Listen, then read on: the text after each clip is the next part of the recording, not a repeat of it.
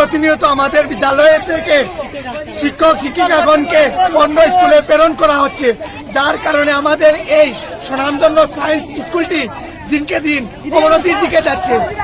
তাছাড়া বর্তমানকালে আমাদের স্কুল থেকে শ্রদ্ধেয় রাসায়ন বিজ্ঞানের শিক্ষক অমিতাভ স্যারকে অন্য স্কুলে পাঠিয়ে দেওয়া হচ্ছে, যা আমাদের অজান্তে।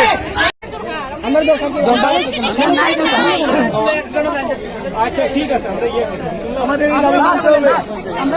আপনি মানতে হবে। পরীক্ষা কবে তো? পরীক্ষা পড়াশোনা করিস